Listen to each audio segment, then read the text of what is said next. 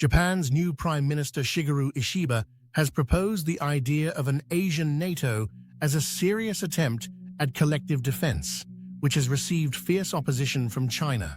The Chinese Communist Party insists that countries in the region only engage in bilateral negotiations with China, which favors its economic and military position, which it can use as leverage against any country that chooses to negotiate with it.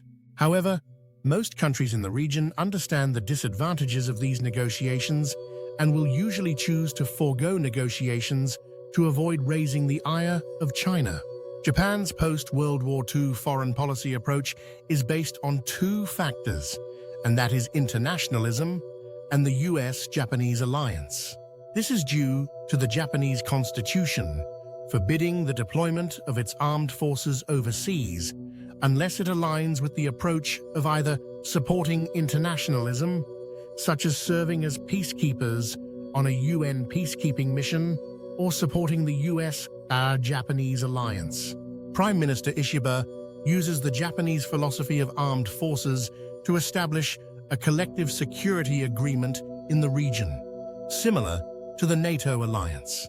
Japan maintains formal ties with NATO as part of its Indo-Pacific partner program, but this proposal is not to extend NATO into Asia, but to create an Asian version of it. An Asian NATO would formalize an alliance that truly enacts collective security, as outlined in NATO Article 5, which is simply an attack on one is an attack on all. This would serve as a deterrent to China, as it would lose the ability to threaten a member country with a military response, as military force used by China against a member state would require a military response from the alliance. This is a contingency that China wants to avoid, and why it is a vocal opponent of the idea. However, not all countries share the same perspective on the threat posed by China. Many Asian countries are part of the global South and would see an Asian NATO as an attempt to extend the West's influence over developing nations.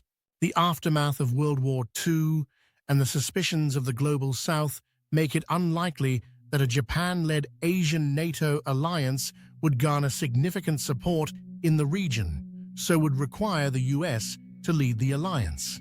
However, the US, like China, appears to be opposed to the idea.